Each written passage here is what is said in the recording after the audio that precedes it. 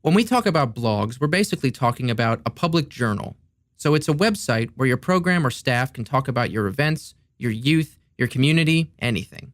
And you can do it in real time, meaning you write something up and click publish, and there it is. There are three main reasons to blog. First, to share pictures, videos, and writing that highlight your program's effectiveness. Secondly, to share them in real time. You can of course send pictures to your supporters in an email or a print mailing, but blogging allows you to write and make something public in a matter of seconds. And of course, a blog allows for you to put these accomplishments on social media rather than just targeting people who already know and support your program. Here's the blog for Yellow Brick Road in Portland, Oregon, who hold a FISBE Street Outreach Grant.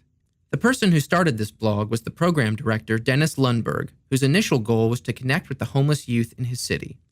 5 years later, the blog has grown to include everything from photos of nightly outreach efforts, links to relevant research, and new job opportunities for youth. His readers now range from local business owners to the mayor's office. You can see it's a little different than a typical organization website. When you come to this blog, you get an immediate snapshot of the most recent work Yellow Brick Road has done, a short description of who they are, and a list of links to previous stories. You don't read a program's blog to find their annual report or details about the board or facilities. What you'll need. You'll probably need 1 hour a day to devote to writing, searching the web for things to share, or reaching out to others by commenting on their blogs.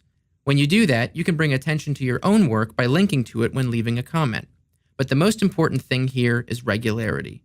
Give readers a reason to come back, whether it's once a week or once a day. You'll want the person who does your blogging to be a fairly competent writer.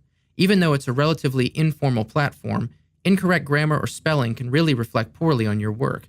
You want someone who is comfortable writing shorter things and longer things without much editing needed. Be sure to use the right tone. This blog will be a public face for your organization, and your writer will be its voice. That person needs to know exactly how the organization wants to present itself. It's a fine balance. You want to be professional, expert, and friendly. The last thing you'll need is a blogging platform. Here are 4 major platforms.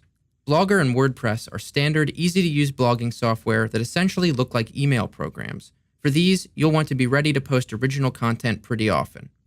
Also listed is Facebook, which isn't exclusively a blogging platform, but if your program has a Facebook page, you can simply start adding long notes there, which your friends can comment on or share themselves.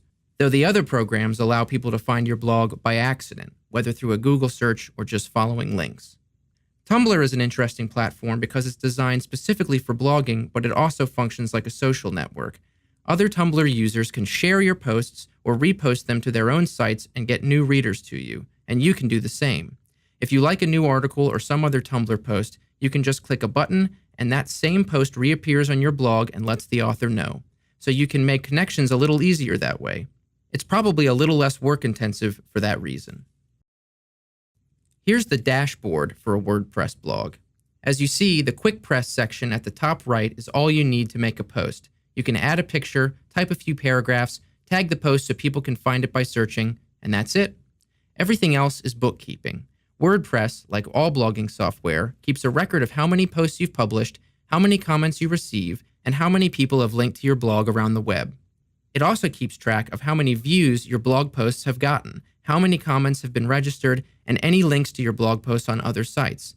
Use this information to gauge the success of your blog and see how it grows. That's a Tumblr on the left.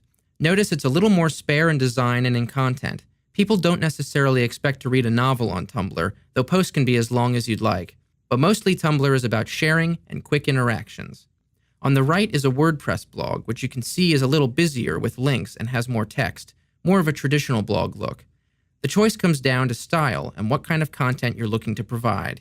If you want to write a lot, I'd go with WordPress. Here are some tips to remember if you blog. Take advantage of the immediacy. Quickly share fun things like photos, announcements, and special events. The whole point is that you can alert your youth or thank your donors faster than through a print product. Do it regularly. Whether it's monthly, weekly, or daily, give your readers a reason to come back at a specific time. And write well. Writing quickly doesn't mean writing carelessly. This is still an official communication from your organization, so it should reflect that. People expect that a blog will be energetic and immediate, not unedited.